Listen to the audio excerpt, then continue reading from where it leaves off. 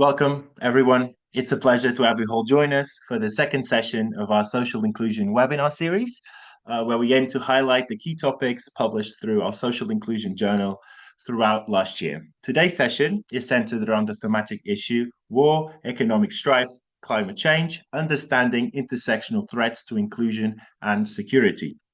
Before we kick the webinar off, I just want to give a quick overview of the structure and how things work around here. So we will start with a presentation by the academic editor of the issue, Dr. Roland Zarzycki, who will introduce us to the issue, its scope, and its main topics. We'll move on to our first paper presentation of the day by Çağlar Akar with his article, Poverty Armed Conflict Nexus, Can Multidimensional Poverty Data Forecast Intrastate Armed Conflicts? We'll move on to Sofia Branco, who will present her article, Asylum Seekers' Trajectories of Exclusion, an Analysis Through the Lens of Intersectionality. And last but not least, we have a lovely guest joining us today, Farhana Akhter, who will comment on the presented papers and the broader themes of this issue through her experience as a migrant rights activist and cultural mediator. After the presentations, we will have a Q&A section open to everybody. How this works is as follows. I will ask everyone who wishes to pose a question to one of our speakers to leave it in the dedicated Q&A chat box, which is somewhere down here. Do not confuse it for the general chat because it will be hard to find all the questions in the midst of all the other comments that are being made. So don't forget to leave the question in the Q&A box because it will make it easier for us to organize the Q&A section in that time. Each presentation will have roughly 15 minutes. We expect the presentations to end at around the 1 hour mark. The webinar is being recorded and will be available on YouTube shortly after the session. We will also share today's presentation files with all of you after the session. And lastly, you can read all the articles presented and the entire thematic issue in open access on the Social Inclusion website. I will be leaving the links for each article and for the thematic issue in the chat as they are presented.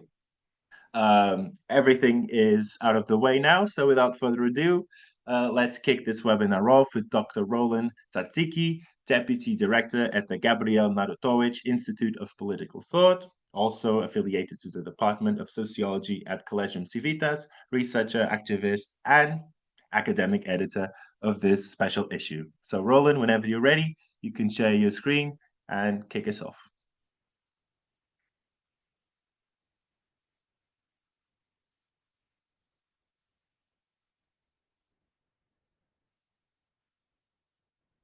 All right, we can see it perfectly. You just need to unmute so we can hear you. Yeah, thank you so much. Hello, everyone, and thank you for the invitation and the introduction. And even first of all, thank you very much, Cogitatio Press, for organizing this webinar. I'm really happy to be here. I'll try to be brief and just introduce us to the topic of the publication. Just let me start with some basic things, the background and the context for it. This is actually related to the quite obvious observation that we are living in a turbulent world today. And yeah, of course, we try to find some coordinates in all this mess, economical, social mess that surrounds us, political mess. Even these days, we observe very strange issues, things, maneuvers in the political scene, global political scene. But trying to look at it from the distance, especially as scientists, I would say, we try to look for some patterns, underlying structure. And what we observe, I mean, maybe I can speak on behalf of me and my colleagues with whom we edited this volume, Leah Burke and Mustafa Sheikh. We see that the world is somehow harassed by the crisis of our, let's say, capitalistic world system, according to the notions of forged by Immanuel Wallerstein. And in this world, I would say, we see that this consecutive crises of the capitalistic world system are being overcome in various ways. And in the past, mainly, let's say, 19th, 20th century, it was based, this overcoming of the crisis of the system, especially in its economic dimension, were based on exploitation, exploitation of different people from different unprivileged groups, different states that were former colonies. The method to solve the economic problems was this, let's say, far-reaching exploitation. In the second half of the 20th century, we observe a kind of a shift towards, let's say, more civilized ways of overcoming the economic problems and crises of the capitalism. And we observe how it is more based on consumption and some incentives to consume.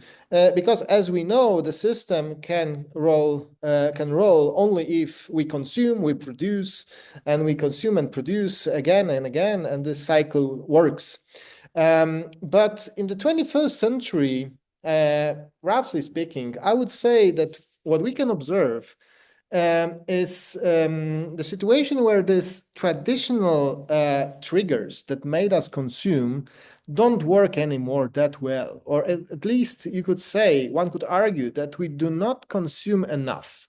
And also the areas for exploitation have depleted somehow. I mean, the world is finite. There are no more places to conquer, as the planet is just a sphere. There is nothing more than this, and the resources that we have need to be shared somehow among us. And in this situation, the 21st century crises of capitalism led to the situation where the system needed to reach further. I mean, to reach to some more severe, stricter methods, stricter impulses, harsher impulses to make us consume. And I would say that one of the common denominators of it is the fear.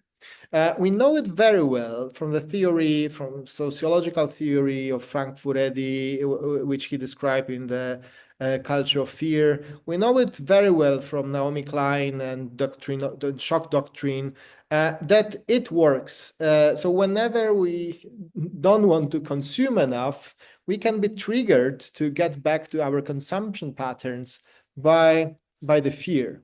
And this is also very strictly related to insecurities. And in this context, we can try to perceive these insecurities that we observe all over the world, not only as a consequence of how the system operates, not only as a consequence of the inequalities and the economic problems, but also as a cause of it, in the sense that insecurities are being used to make us consume, to make us follow certain economic patterns. In this way, the system is able to reproduce itself.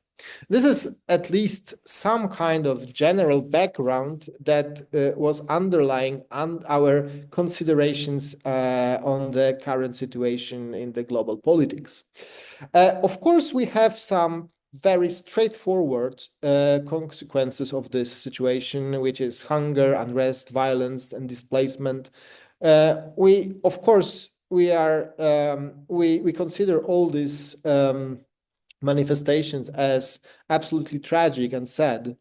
However, from the scientific point of view, we are somehow also interested in trying to understand the structural violence and the structure underlying this situation. So not only we are interested in describing this terrible experiences that many of us have in this world, but we also try to understand the logic behind this, which is very well connected to the observations that we see the weakened solidarity among us as citizens and as states eroding trust, eroding value systems. And in all this context, we try to, as I said at the beginning, we try to navigate with our ideas, our needs, our wishes. And one of the people, and I mean, even according to the old theory of Max Weber, we need charismatic leaders. And one of such charismatic leaders was a person whom probably you know, but I'm not sure.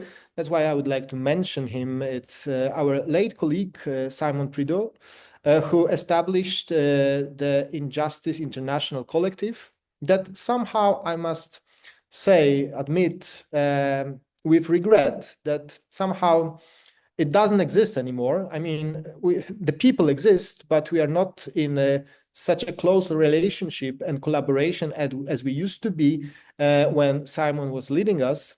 But maybe, hopefully, one day we'll relaunch this initiative. We will start doing projects together. But at this point, at least, I would like to mention Simon Prideaux just to pay tribute to his important work and to the fact that he brought us together and initiated not only the Injustice International project that he led for many years, but also this very thematic issue, this very thematic volume that we are discussing today, War, Economic Strife, and Climate Change. It was his idea somehow, and he invited us to collaboration. I mean, me and Leah and Mustafa.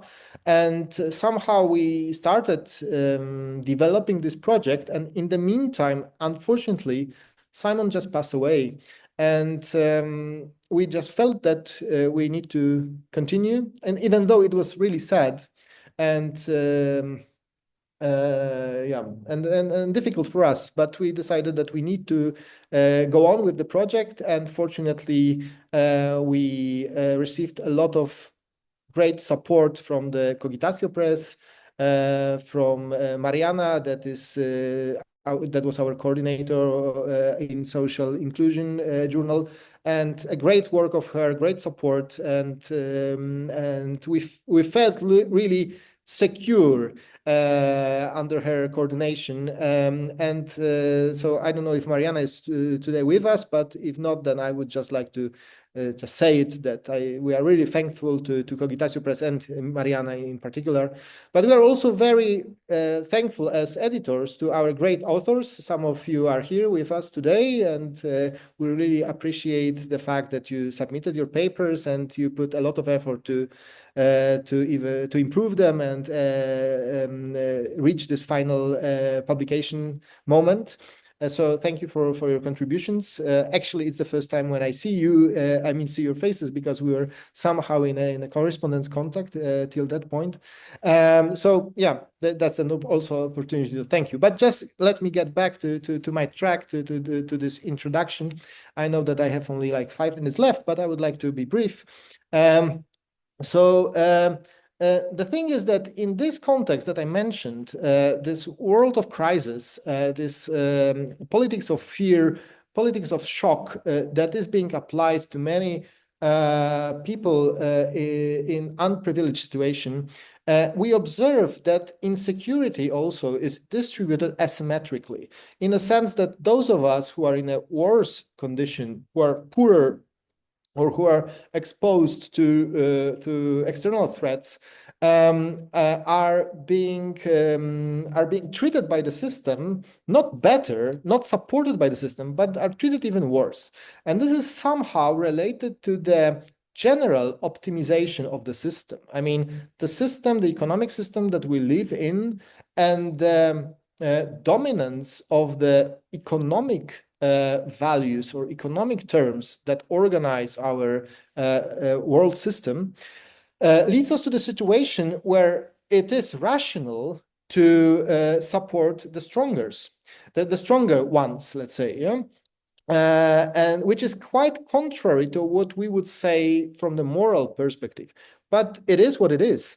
And it was also mentioned, many decades ago by the Frankfurt School, that this whole system is very rational in its all sections and dimensions, as long as we don't want to look at it from the broad general perspective and see the big picture.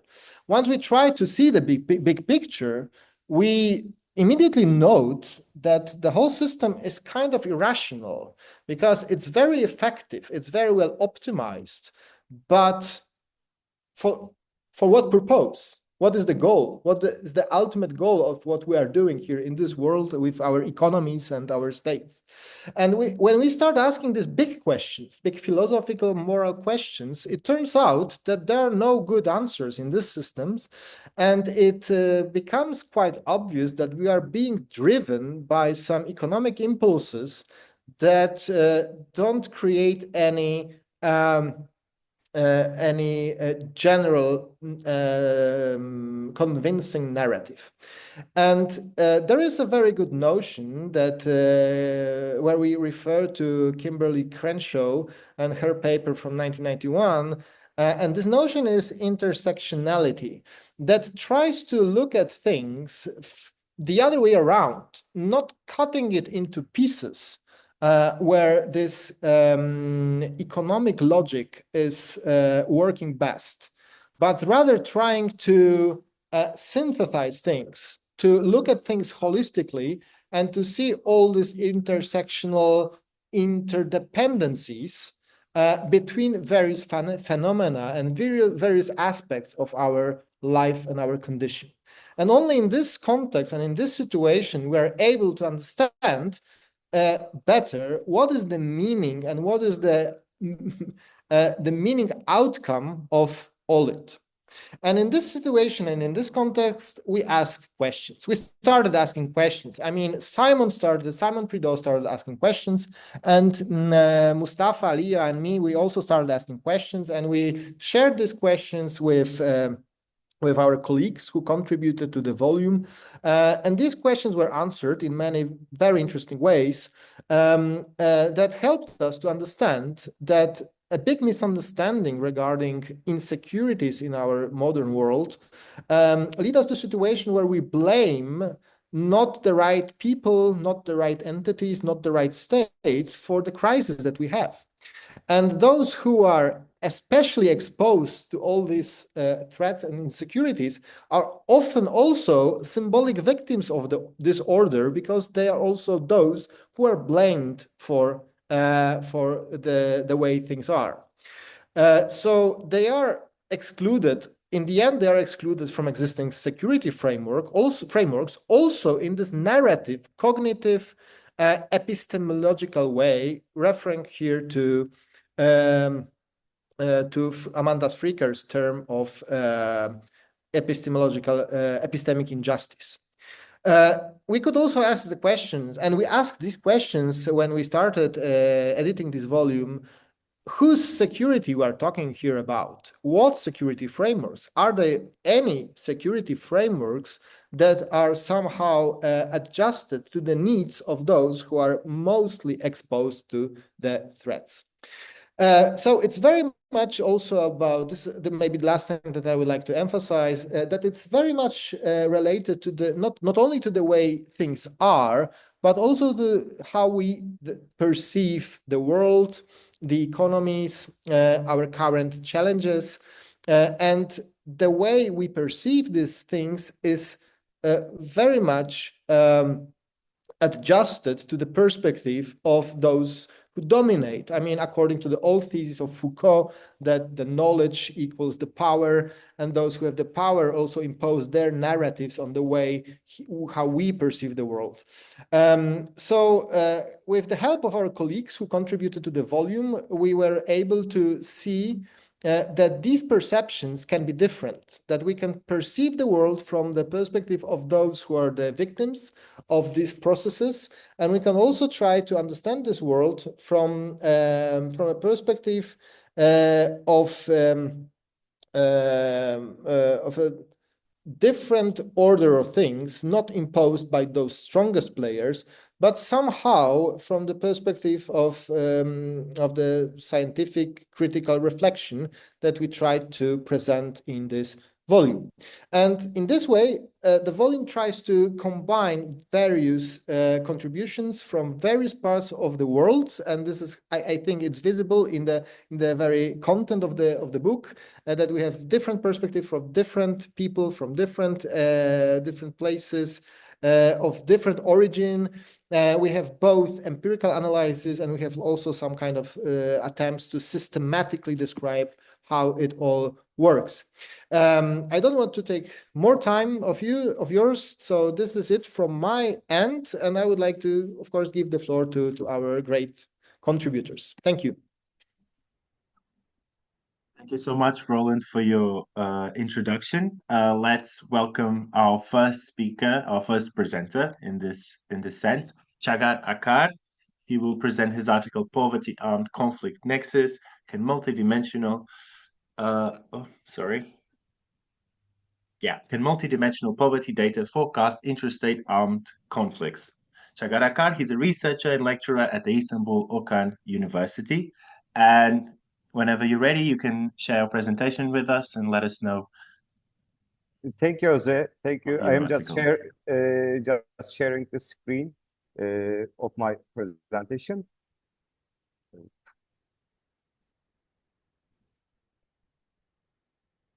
I think everybody can see my screen, presentation screen now. We can. It's okay. Now it's okay? Perfect. Yeah, perfect. Thank you, Jose, for your great introduction. Hello, dear guests of the event. Let me introduce myself briefly. My name is Çağlar, and I am a lecturer at Istanbul Okan University in Turkey. I am a retired military officer who served for 17 years. I was deployed to various conflict areas, including the NATO mission in Afghanistan in 2006, EUFOR mission in Bosnia in 2008, and the military missions in Syria. I've been in all different conflict areas throughout my military background. My PhD advisors and esteemed scholars, Doğan Gökçe from Kocaeli University in Turkey, and I conducted this research. The central question of our study stems from my experiences with conflict and post-conflict poverty.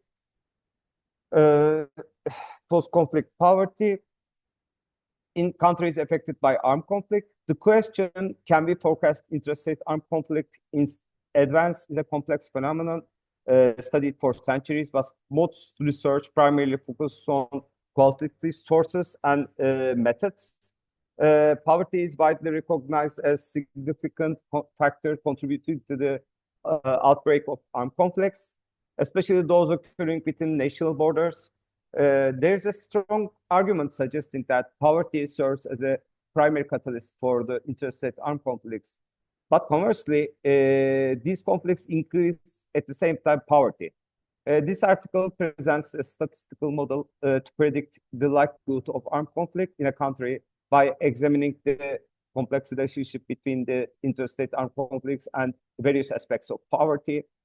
Poverty, which arises from issues such as gender inequality, restricted access to education and public services, profoundly impacts social cohesion as well. Armed conflicts, which are a significant cause of poverty, leads to migration, economic devastation, and adverse effects on social unity, particularly harming the especially less advantaged and marginalized groups. In light of recent data studies, we used a machine learning algorithm. Sorry, I tried to change. Okay. In the light of recent data studies, we used a machine learning algorithm to predict the occurrence of interstate armed conflicts using multidimensional poverty. In our study, we conceptualized poverty as a multidimensional phenomenon that individuals may experience at different stages of their lives. For example, poverty can manifest when a student faces social exclusion due to their ethnic backgrounds, or when a girl encounters unequal career opportunities, or when an individual cannot freely express their opinions against authorities. In general, poverty is described as a monetary values. However, our study did not limit our definition of poverty to monetary measurements. We employed fragile state index, which considers multi-dimensions of poverty. This index comprised of 12 sub-indicators, can be grouped into categories such as cohesion indicators, economic indicators, political indicators, social indicators, and cross-compliance indicators, which mentions the foreign military interference in the target country. This data set has been published annually for all countries worldwide since 2007 by the Fund for Peace organization. This quantitative data is derived from content analysis, quantitative and qualitative data collected from the target countries. Then this data collection was converted into scores for each country and published as a score for the year. We trained our model on this data. We get the data from 2007 and 2012 for all countries, and using these indicators to predict if an armed conflict may occur in a country based on these factors. We predicted the years between the 2012 and 2022 to train our model. Describing a violent event as an armed conflict is also a complex task. To address this, we use armed conflict location event data. This data includes number of conflict-related victims for each country.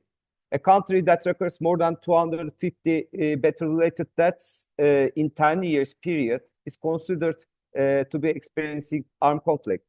In this study, we excluded interstate disputes related because they are related to global problems and the balance of power on the international stage, and it's very related to international relations. So to predict interstate disputes requires different dynamics. Instead, we focused on the relationship between the multidimensional poverty and the intrastate conflicts, which happens inside of the country. Our machine learning model establishes the armed conflict threshold at 250 battle-related deaths. If a country experiences this level of violence within 10 years, it's classified as having an interstate armed conflict, representing a binary outcome of 1. We classified our data with 1 and 0. 1 means that in the 10 years period, there is a war in this country, and 0, which is other binary outcome, means that there is no conflict inside of this country based on our criteria. This classification allowed us to employ a logistic regression model in which the dependent variable, in our case, armed conflict, is predicted on the data using these binary outcomes when the threshold is met. When we evaluated the model performance, it showed a promising result, our model. It gives 86% of area under curve value, indicating its ability to select a true binary outcome, which is 1 or 0. The model successfully forecasted 105 out of 120 instances for category 0, representing situations where the armed conflict does not occur. In contrast, it's accurately predicted only 32 out of 57 instances for the category representing 1, which means armed conflict does not occur in this country. Based on this result, when the model's overall forecasting accuracy is evaluated across 177 countries with all countries of the world, it demonstrated strong performance for forecasting the armed conflict. It can be assessed that model is quite successful in 0 category, achieving a correct forecasting rate of approximately 95%. However, its performance in 1 category is relatively weak, with an accurate forecasting rate about 56%. In our model, out of 12 variables, only 4 of them are used to prevent multicollinearity problems. The model only used the security operations indicator, which considers the security threats to the state, such as bombings, attacks, battle-related deaths, or rebel movements, coups, or terrorism. The economic decline indicator considers factors related to economic decline within the country, which is measured by surveys inside of these target countries. The third factor we used is human flight and brain drain indicator, which is also a very important indicator that considers economic impact of human displacement for financial or political reasons and the consequences this may have on countries' development. Lastly, the demographic pressure indicator measures population pressure related to food supply, access to safe water, and other life-sustaining resources, maybe health issues such as disease or pandemics. These indicators used to predict our conflict occasions in target country, and the model used these 4 indicators to create a model that forecasts armed conflict in the next 10 years of this state.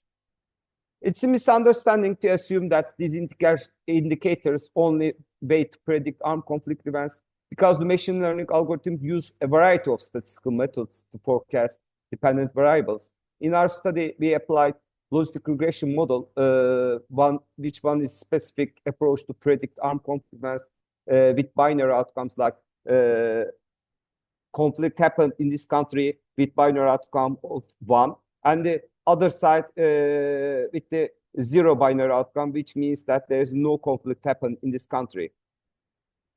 For future analysis, we can implement other machine learning algorithms to improve model accuracy. It's like a beginning of this model, because most of the research are primarily focused on qualitative data, and this one separates itself by using data mining and other machine learning algorithms to forecast occasion inside of the country. Regardless of the model used and the independent variables chosen for forecasting, our study clearly presumes that there is an interaction between multidimensional poverty and armed conflict, because multidimensional poverty is a factor that affects social inclusion and the dynamics of state function, and this is also have effects on the happening of the armed conflict. This social exclusion of groups within the state undermines overall social cohesion and can escalate into the violent events, clashes between groups or between a group and the state authorities. They both causes armed conflict and violence inside of the country.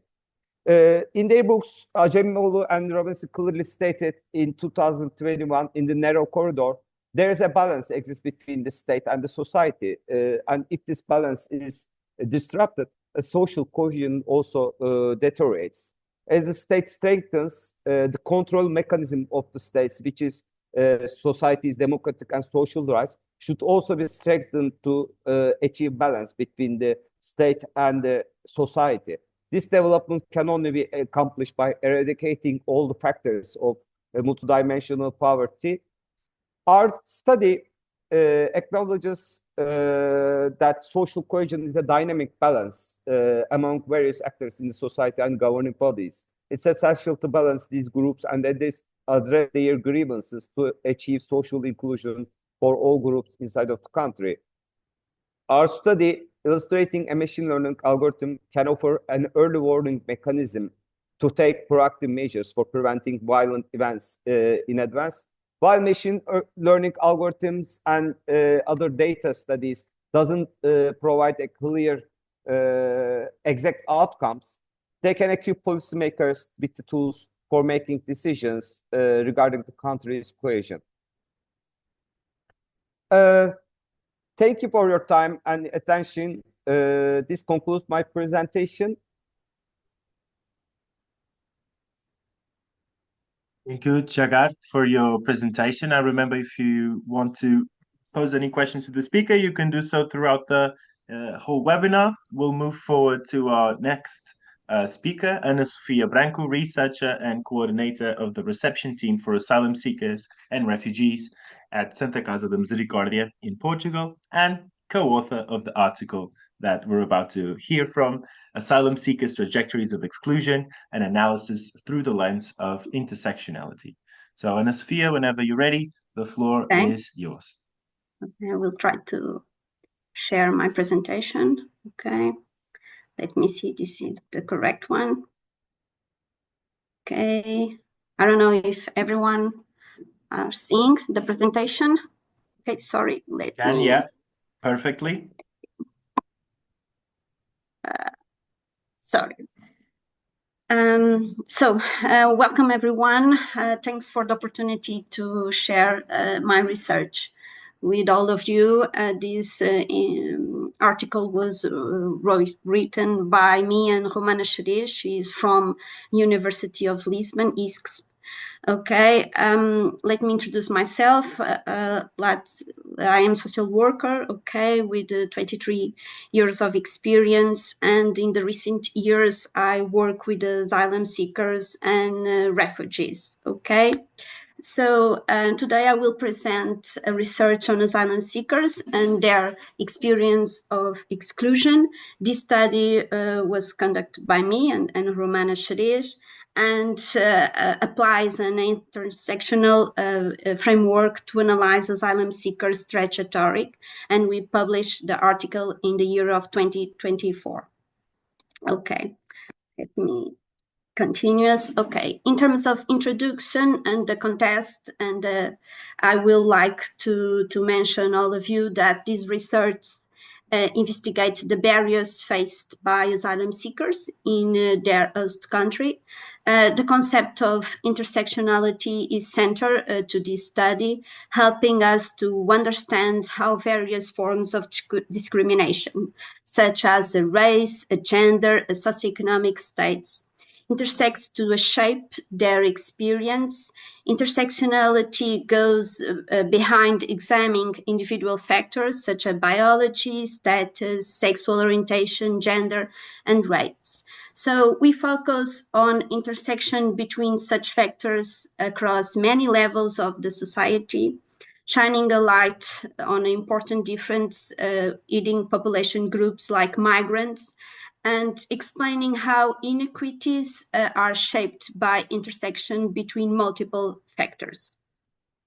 So in terms of the lens of intersectionality, I will like to share to you that we use intersectionality framework because it enables to identify of a systematic discrimination within refugees reception policies and programs. So these highlight disparities in assessing sustainable solutions, underscores the dual impact of oppression and emancipation resulting from refugee status, and challenge right labels and classifications.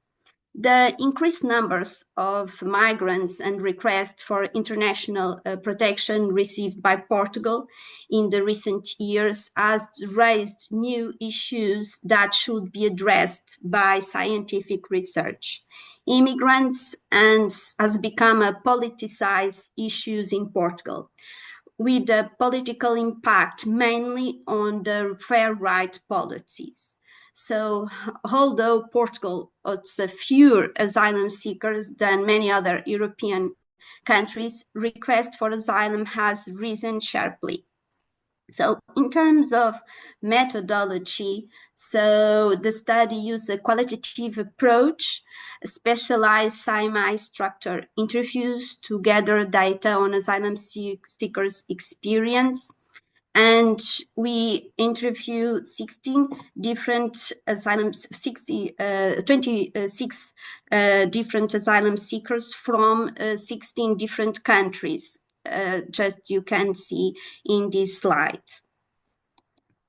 In terms of results and about the discussion that these interviews produce for us, I would like to mention the key themes that we analyze. So the study categorizes asylum seekers' exclusion into 3 phases: in their home country, during migration, and in the host country.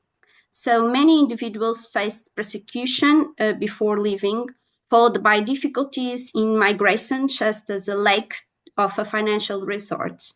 In our study, we identified that it's important to clarify that most of asylum seekers confront lots of barriers, but they are able to develop mechanisms and resilient systems. And let me share. So about these 3K, I would like to present in this point. We examine how the experience of exclusion endured by asylum seekers in their countries of origin are often linked to political position and opposition movements against the incumbent power. We also point out that vulnerabilities are accentuated by interviews female and experience in their countries of origin. Similarly, their escape from the country of origin has hindered because they were human, often already mothers without a financial autonomy and depending on the family or a husband. Can you see in these two codes that we exemplified in here? About the migration journey and the reception challenge, the migration journey of asylum seekers is often marked by hardship, danger, and uncertainty. So asylum seekers face multiple intersecting barriers through their journey and reception process. Upon arrival, they continue to face obstacles related to integration and bureaucratic process. The reception process is frequently characterized by inadequate housing, limited access to healthcare, and barriers to the employment, further reconfirming their marginalization. So, in Portugal, what we conclude, so even after arriving in Portugal, asylum seekers face marginalization, specialized in housing and employment. Many are forced into precarious living conditions and low-paid jobs. Some, after rejections, continues to live in the country without legal recognition, and making them vulnerable to exploitation. So we conclude that legal and institutional frameworks can either support or hinder asylum seekers.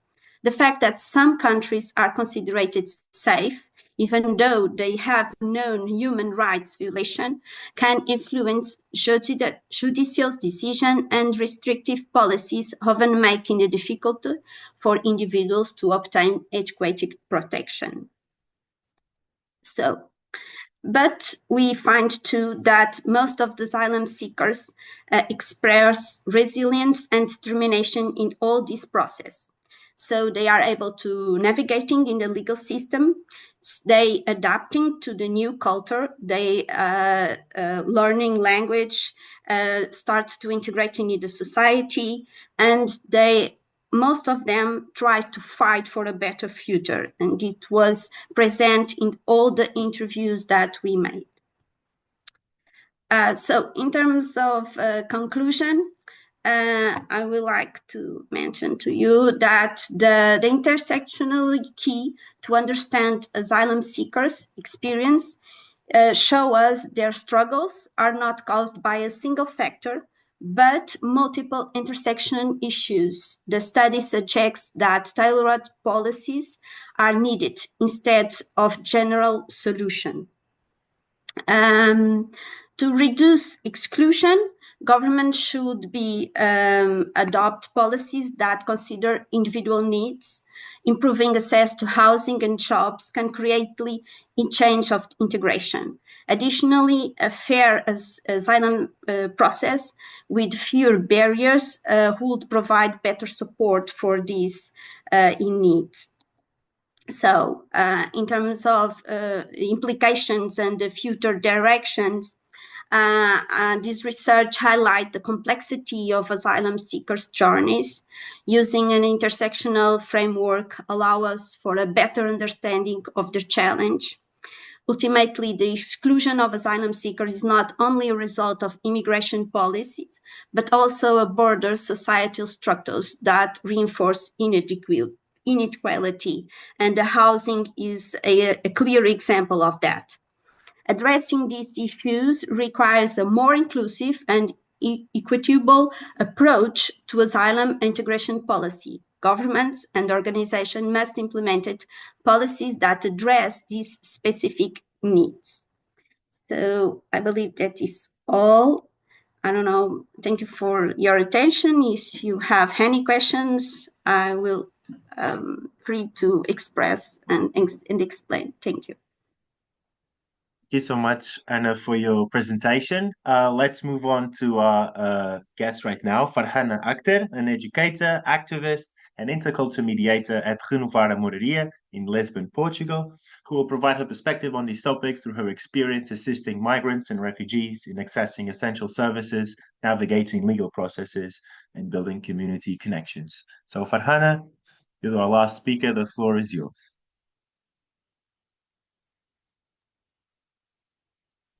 Good afternoon. Good afternoon, everyone. It's great honor to be here and discussing a topic that is both urgent and also deeply interconnected with the global reality, as well as with each of us. Intersectional threats to social inclusion. I am Farhana Akar. I work with Association Renovar a Moradia in Lisbon, Portugal. This is an association has multiple projects that works with immigrants, asylum, a lot of people in different states.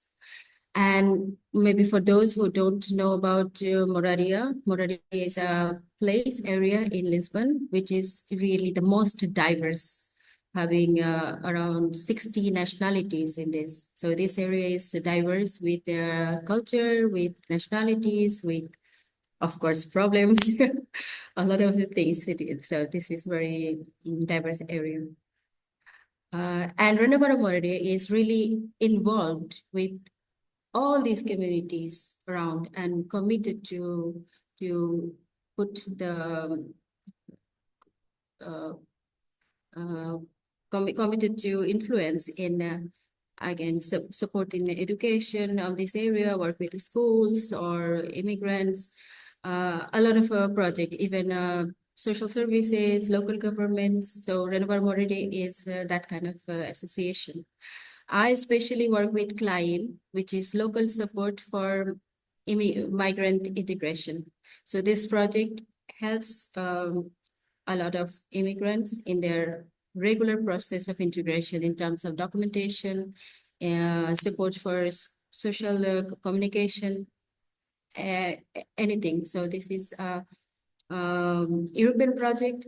It works with different partners, including IMA, which is local government, and then Junta de Freguesia, all other associations. So it's a huge network this project covers. I'm also a founder member of a cooperative. The name of the cooperative is Bandi, which has 21 nationalities and all are immigrants, especially women. So throughout my work, I'm also a migrant here. So throughout my work and experience, I have a lot of experience. Of course, after I come here, I gain this regarding the challenges, inclusion of immigrants and their struggle with limited opportunities available. Oh, well, before I go further, I would like to thank and express my gratitude for the authors for this really insightful articles and the publisher to Cogitatio Press for making this discussion available. The researcher provides here a really critical foundation for understanding the intersectional challenges of migration and inclusion and global crisis. I appreciate the opportunity to engage my experience here in this discussion. These two articles that examine whether we discuss today as structural barriers that examine the structural barriers to social inclusion faced by asylum seekers, migrants, marginalized communities, particularly in the context of war, economic crisis, and climate change. These articles provided valuable perspectives on how different forms of exclusion overlap and reinforce one another. So this is important. We know, even though we know what are the barriers or challenges, but when they overlap each other, clash with each other, it becomes even compound and intense. Well, I will go to the first article, that is War, Economic Strife and Climate Change. The article expands on this theme, that expanding how global crisis, war, economic instability, and climate change intensify social exclusion. It argues that marginalized groups faced the most severe consequences of these crises, whether through displacement or economic precarity or environmental hazard. So if I will give just one example from my experience. For example, the immigrants face a lot of challenges. One of these is the regularization process. Well, so if the migrant is working and the regularization process in this stage, the immigrant has his document expired. At this stage, sometimes that immigrant loses job. When they lose his job, the unstable economic situation creates. So economic situation is unstable. That means the person is not able to pay the bills, pay the rent. So all these problems arising. So individually, a lot of issues are coming from one single issue. The key argument made here, traditional security policies even fail to address the root causes of exclusion. This article also rethinking the security of exclusion together, arguing policymakers to see social inclusion as a fundamental component of global stability. Fundamental component of global stability. At this stage, I must say that Portugal is receiving a lot of people from armed conflicts. This is bringing the instability and unrest situation in social inclusion, of local social inclusion of Portugal. That means wherever is the crisis happening, the effect is always near us, very near to us, and everything is affected. This resonates the recent global events. For example, the challenges to adopt policies of integrate climate justice or economic fairness and migrant rights. Migrant rights beyond all means all their social status, migrant or asylum or women, any kind. That means when a person is displaced from its own country, that can be any reason, all this war, conflict, or economic, anything. That person is not individual, specific person is not getting actually the recognition of the identification or any other right in a way equally anywhere it goes. So always there is a question that uncertainty stays. Uncertainty of life, uncertainty of economic stability, uncertainty of family, because the person is connected with the family. So it is always interconnected, a lot of issues. This both article emphasizes the exclusion, not just a byproduct of crisis. It is a structural reality that must be actively dismantled. Whether we look asylum or asylum seekers in Portugal or the broader impact in the war, economic crisis, a common thread that emerges, vulnerability is intersectional. Policies must reflect the diverse realities, migrant, refugees, or marginalized communities. Inclusion is not a charity. It is necessity. Without inclusion, inequality deepens, fueling a further instability. If the inclusion is challenging, employment, housing, healthcare services, or even education sector is hampered, education sector is affected. Portugal is right now experiencing a lot of unrest situation. I mean, social inclusion and barriers because of this. We can see that because of the recent overflow of migration in Portugal, and also the recent wars, the shelters, the people that is brought from war infected countries. It is now capacity is almost full. So what happens? A lot of people, but there is always this crisis. The capacity is full in schools, in hospitals, in everywhere. It didn't grow. Even there is one point to be considered. When this asylum or this international protection is given, this protection is not really effective. Why? It is not enough, number one. Maybe it is not, it was at it's not coming. It was not well planned, it is not holistic, it is delayed a lot. And at the same time, the people who are given shelter, it is not also meeting their expectation. That's another issue, that not meeting their expectation. So some students are coming here and they have shelter from Afghanistan, but they cannot take admission easily in the universities. They have to go through the same barrier. There are many Afghanistani really high qualified officials.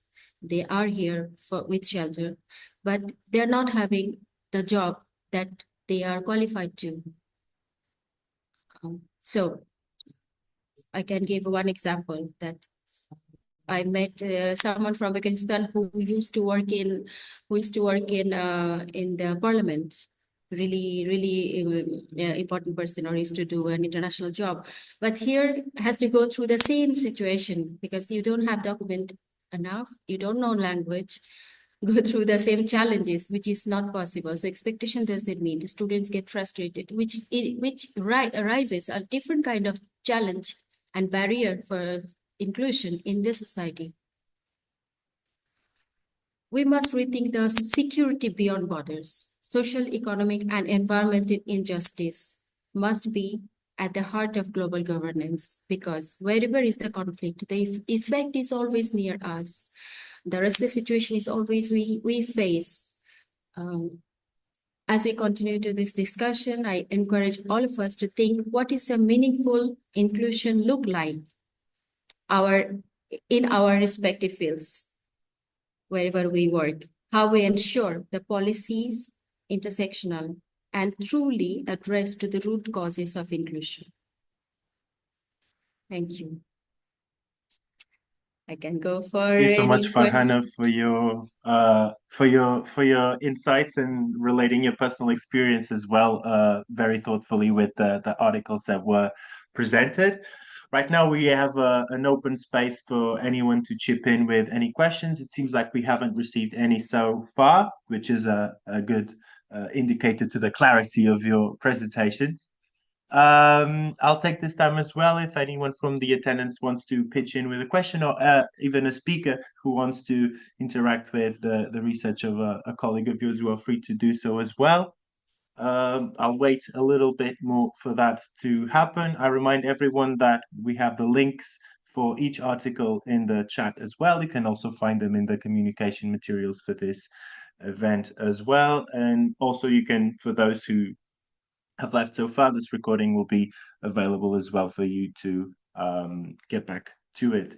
The other articles presented in this thematic issue are also available for your reading pleasure in the Social Inclusion website as well.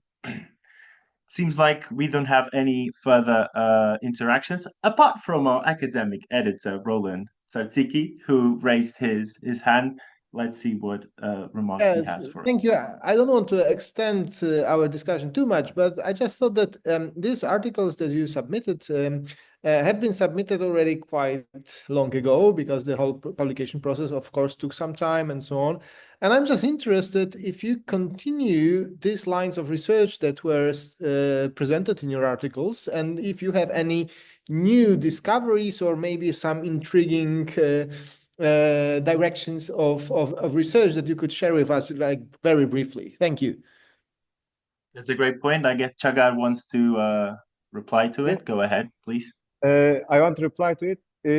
For my article, it's like a beginning point that because from the data we predicted some of the armed conflicts and we created model. But as I mentioned in the my presentation also, my model has some defects when it's predicting the one which is the armed conflict. When I'm trying to predict the armed conflict, accuracy is a little bit less. Now, with my academics colleagues, we are working on new models because machine learning is a great field in the artificial intelligence. Also, is the base of artificial intelligence because there's different models.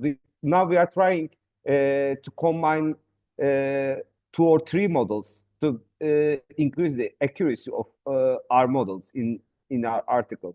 Now we are working on it for the after we published article. We are trying to increase the model efficiency for that sense, and also we are trying to also add new data because this year's data also added in the Trajectories index and also for the ACLED data set, armed conflict data.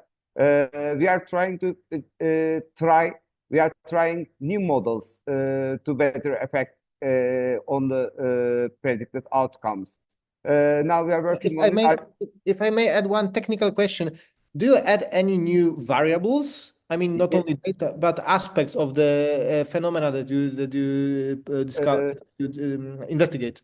Yes, in fact, we are now taking, because we only use in this model in the Trajectories index, but we are now combining this data set with the multidimensional poverty index also. We are combining 2 data sets, and also we are trying different models, and also for the we are using time series because now I only use the data and the median values for this 10 years data. Now we are using a time series model for the data together. I think we will now we are getting better results, and we will increase the efficiency. Our next article in social inclusion, I think, will be about that. I would like to share too that Farhana mentioned an important issue, the capacity of the welfare state to respond to immigrants. And so me and my colleague Romana, we are developing a new article about that. So the implications that immigrants have in the welfare state and the capacity of the welfare state to respond to the number of the not only asylum seekers, but to respond to all the immigrants. So we find that we need immigrants in our countries, but we don't prepare our system to receive the migrants, particularly in areas like accommodation and the capacity of the welfare state to respond, education, not only the asylum, the sons, the children, is easy that they go to the school, but we have to see how the school have prepared to receive these immigrants. They have to adapt their programs and their system of education. I believe that it is important to develop a rational system that provides more support to these immigrants, these children immigrants. So these are the 2 areas that we are develop some issues, some reflections, and we are in this moment writing and make some review, some to literature review, okay, to try to understand the importance of the welfare state, that he have to be prepared to receive these immigrants. Without that, will not promote a clear and integration, okay, and inclusion in our countries. And Sofia, thank you Roland, so much. and thank you, everybody. Farhana, do you have something to yes, add? I Go would ahead. like to ask Ms. Anna Sofia First of all, thank you. Thank you for your response. I have in your article, you have mentioned about the challenges of women and LGBTQ group, LGBTQ plus. We know all the challenges of women. So women even face double challenge as a woman and as an immigrant when they're immigrant.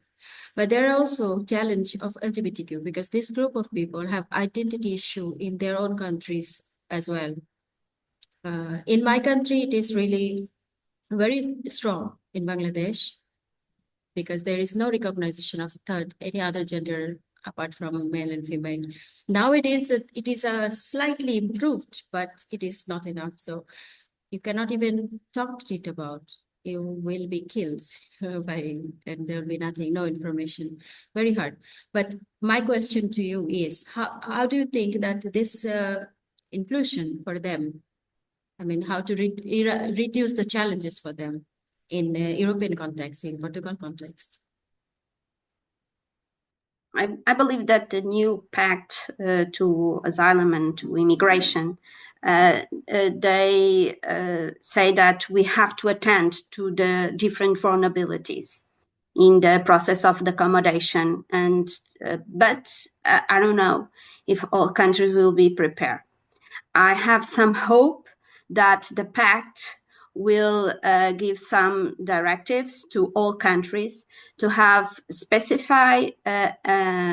particularly specify accommodation for these LGBT, okay, and also programs, okay, to develop their capacity to include in our country. And the challenge are highlight to them, okay, very, very, very high to them. But I believe that we have maybe European with the new pact can bring us some obligations, okay, to provide answers to the vulnerability groups. And the issues about mental is important too, because we don't have answers to provide the access to healthcare and mental issues. We don't have it. And okay. We have a question for Dr. Çağlar by Pinar Ertar, who's joining us from the Middle East Technical University. His question is as follows. Çağlar, you can also read it in the Q&A box. I believe you have access to it. Is there a greater relevance among any indicators, for example, economic decline at most, to the frequency of armed conflicts? In fact, it is surprising that all the indicator is a combination that affects the armed conflict event. Because as you can understand, there's a various factors that affects the armed conflict event. It's like but surprisingly, as you can see in the world as well, not all poor countries experience armed conflict. It should be a combination of different things, that it should be socially also. Social rights should be excluded groups. There should be some ethnic divisions. There should be at the same time, there should be economic decline as well. But we can't say only economic decline can also is the cause of the armed conflict. It's a combination of different things. But from 12 indicators, we only take 4 of them. It doesn't mean that other rest 8 factors does not affecting it, but because the different factors may interact with each other. So economic decline, for example, can be in interaction with relative poverty, gender gap. Maybe these 2 factors can affect each other. So our model just remove it to increase the efficiency. It doesn't mean that only these factors is effective, but machine learning algorithms works like that. If the 2 indicators is affecting each other, so it's removed from the model. Economic decline is certainly very important factor. However, I can't say the only economic decline can affect occurrence of armed conflict. It should be a combination of different factors. They both affect the result. Is it clear? I hope. I believe so. Maybe Pinar can clarify if your answer was sufficient or not for his question. I believe there are no more questions or remarks. That being said, I want to thank all of the authors. I want to thank Roland. I want to thank Farhana as well for joining the collaborators of this issue and providing her personal perspective, as well as someone who works on the field with these topics. Before we end, I want to remind you all that all the articles and the issue are available at the Social Inclusion website. This is also the second of 3 webinars on social inclusion. The last one will be on the 24th of March. It will approach the themes of institutional processes of silencing. You can already register for that in the chat as well. If you can rewatch this session on YouTube shortly after the session as well, and you can follow Cogitatio Press on LinkedIn, X, and Blue Sky as well to know of all our publications, our other journals, and the research that we are constantly putting out in open access. Once again, thank you to our speakers. Thank you to everybody who joined us during this hour, and I hope to see you in the next one. Thank you so much.